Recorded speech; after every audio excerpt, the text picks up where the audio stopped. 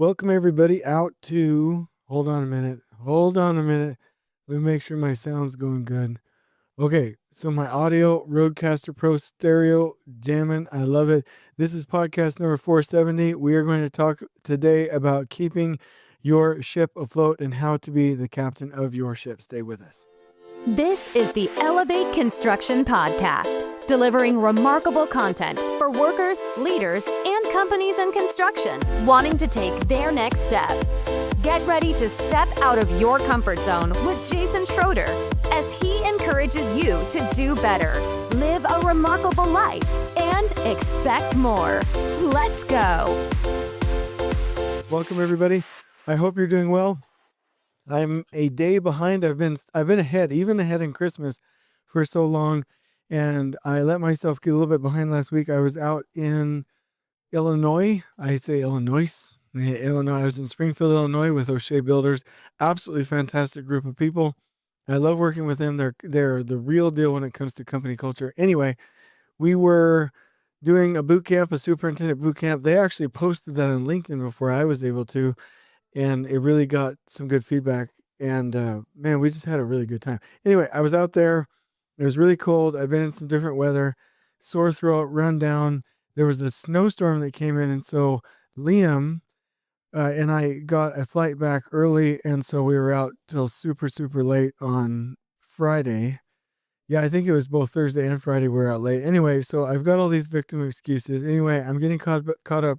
But this is 470, so that means today's Monday, I will be caught up. That means I've never been behind on podcasts. Once I'm caught up today, I'm caught up, and then tomorrow, meaning I'm at the right number. If you go all the way back 2 years ago where I was supposed to be, and you add up the work days, I'm supposed to be at 470 today. So I'm really jacked about that. I'll do 2 podcasts tonight, and we'll go head in that direction. So we're going to talk about what it means to be the captain of your ship. This is going to be a jamming podcast. I feel like maybe I've talked about a couple of these topics before, but I'm not sure. We're going to do it again, though, because this is just a jam. In fact, this was a section that I was writing in Elevating Construction Senior Superintendents ahead of the first week of February when I'm going to dedicate that week to book writing. And it was so profound. I was like, I have to put this on a podcast. So let's go ahead and start with a couple of things. How am I doing? Feeling a little bit run down, but I'm doing well. I feel like January is just a hard month. COVID spikes are crazy. Church with the COVID is crazy. Work with COVID is crazy. Just everything's stinking crazy right now. And it feels like a gloomy month because last year it was so happy and exciting. And I know for a fact that February, March, April are going to be super exciting and normalize quite a bit. We're going to have a great time. But anyway, that's how I'm feeling. And I've got a little bit of a sore throat. I don't even know where it's coming from. But so forgive me if I have a scratchy voice.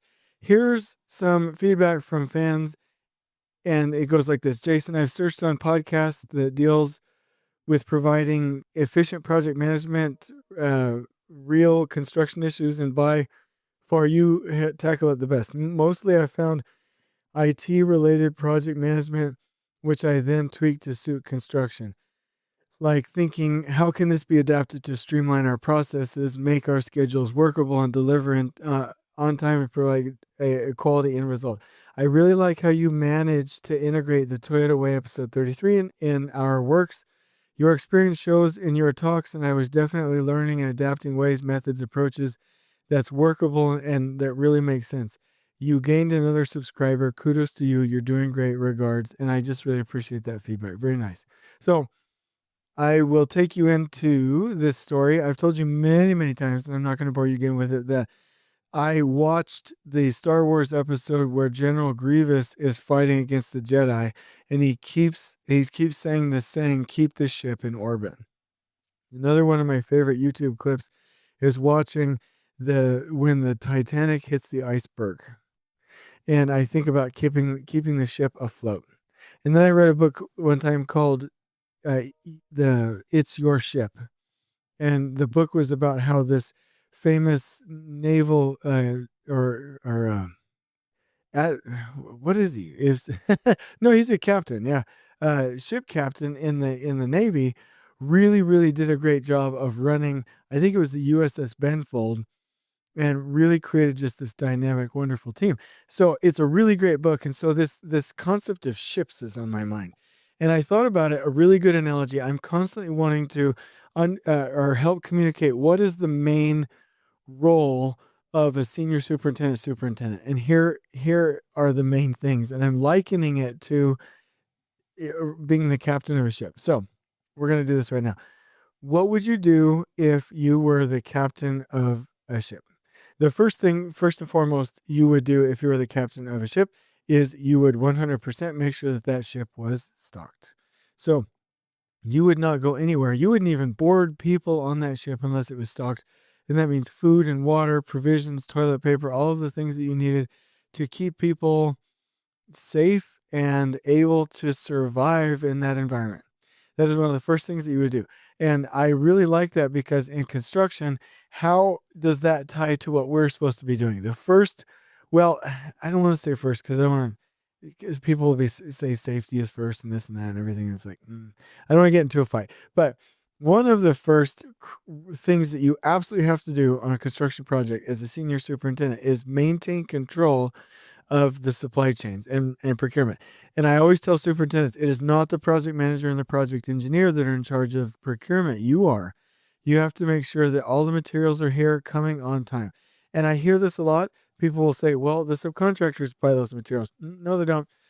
They do that under your direction, and you have to make sure that it's coming on time. If you can get this stuff here, we can build it. So the first thing a captain of their ship does is make sure that the ship is stocked. Nobody could say, the captain of the ship wouldn't say to the admiral or whoever, to the president of the United States and be like, oh, well, we couldn't carry out our mission. They didn't load us with enough food. Sorry. They'd be like, wait a minute, you're the captain. Why aren't you dealing with these things? Figure it out. You are responsible. So having that procurement meeting artistically, weekly, with a functioning procurement log, making sure that all materials are aligned and heading to the assistant superintendents and foremen so that they can install in a timely manner. That is your job.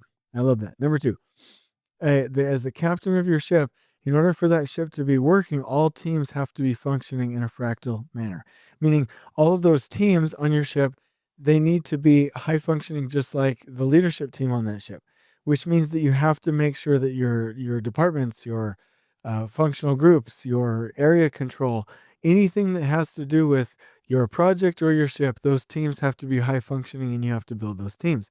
You cannot have dysfunctional teams and have a high functioning leadership or operation of your ship. You can't have dysfunctional teams at any fractal level on your project side and have a successful construction project. So number two, make sure that teams are functioning at all fractal levels. Number three, people are trained. Now, do you think a captain of a ship would say, oh, we missed that drill because the people you sent to me on my ship weren't trained? No, it is the captain of the ship's duty to make sure that everybody is properly trained on that ship to perform all of their functions and that there are backups, other people that are trained to do those tasks as well. And so that's very, very important. And on your construction project, a lot of times people will be like, well, I hired the workers, I got them out of the hall, they're work for the trade partners or whatever, and they're not trained, blah, blah, blah, blah, blah, wham, wham, wham. And it's like, no, it is your job to make sure that they're highly trained. Let me say that again. It is your job to make sure they are highly trained. It is your job to make sure they are highly trained. You can ensure that you have the right people coming on board that are highly trained. And so it's your job as captain of the ship to make sure that people are highly trained. Number three. Number four, you have to make sure systems are working. So on your ship, the electrical system has to work. The sanitary sewer system has to work. Did I already say electrical? I think I already said electrical. The potable water system has to work. The engine rooms have to work. Comms have to work. Everything has to work. Radar has to work. All systems on that ship have to be working, properly maintained, with preventative care, proper maintenance, and operational to the point where you know that you have the system and the fail-safe. You have the system and the backup. And the same thing happens on construction projects. The senior superintendent should put their focus into making sure that the systems are working, the logistics system, the safety system, the quality system, the last planner system, the parking system. All of these systems have to be working on a construction project just like systems have to be working on a ship. And so number four, Uh, Systems have to be working if you are the captain of that ship. Number 5, if you're a captain of a ship, you have to know where the ship is going.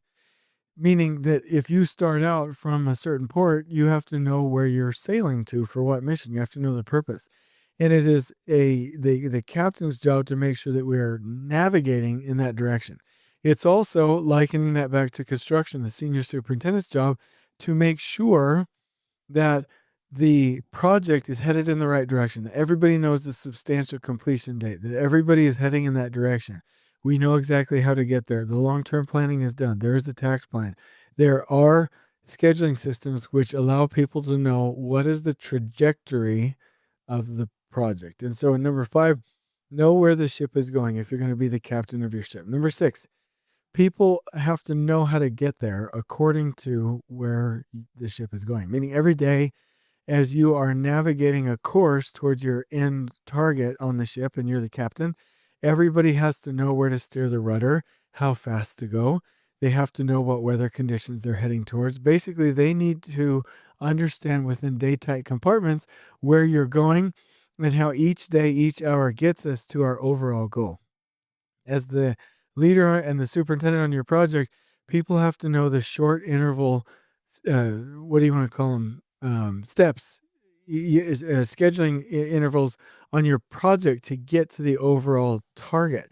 So it is the senior superintendent's job to make sure that the master schedule is reduced to a 6-week make ready look ahead, is reduced and coordinated in a weekly work plan format, is reduced to the day plan format, and people are able to execute on the short term. And so if you want to be the captain of your ship, you have to know that your people know, or your people have to know how to get there on the incremental level. And then here's the most important one, number 7. And I like this from the Star Wars example and the Titanic example. Actually, I kind of got on a little kick on YouTube. I was watching Titanic, and then it was, boy, I can't remember the other ship. But anyway, it was this famous one up in near Norway, between Norway, no, not Norway, Sweden and Finland, I think.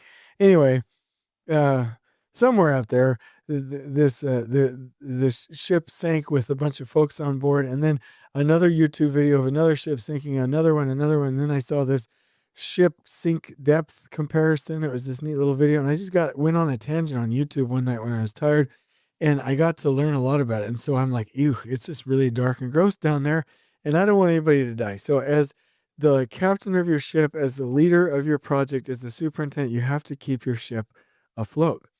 And that means on the construction project, so that means in the real world, no torpedoes, no warships, no icebergs. That means no crazy storms with openings in the boat that will have you list and take on water, right? And so there are key signs, and I'll say the one. Maybe I can look it up here real quick. I'm gonna type in famous. Katie is so much better at Googling than I am. Famous ship in Norway that sank, and let's see if it can. Let's see if it comes out. Vasa, no, it's not that one. Oh, dang it. Dang it. Maybe it's famous ship in Sweden. Let's type in Sweden. Oh, no, it's the Vasa. Okay, let's say Finland. Finland. The Estonia. Thank goodness. I was almost about to lose it here. Okay. The MS Estonia ferry sank as it was crossing from Tallinn to Stockholm in September 1994, killing 852 people. A 1997 investigation found that the ship's bow door locks had failed in a storm. So the bow dock, the door there is a door that seals once the cars or the cargo board on the ship. The problem is from the, what do you call the captain's perch, whatever it is, wherever they steer the ship. Anyway, the main office up there, the captain's deck. Anyway, they couldn't see in their field of view if the door was down or not. So they didn't know there was a problem, and they were taking our water, and then it started to list, and then the ship went down. So that also happens to us on projects. If we don't know that we're out of balance, then we're gonna sink. And the way that teams get out of balance is they have too many, too much administrative work. People are out of roles. not enough people to support the project, people are unqualified, there's too many RFIs, submittals, design changes, whatever. If the team's getting out of balance and can't handle the work, and we get into reactionary mode, then we have the chance to sink that team. And then the project starts to go down and we have to recover the project, and it's a messy business. So I like the Estonia example because they couldn't see in their field of view that door was open and they were taking on water. And most projects don't see that they're out of balance with design chains, RFIs. Like here's a good one. If you have 1 or 2 contractors that are failing, that's usually okay. But if you have 3 or 4, that's going to overload the team. You can't sustain that kind of failure.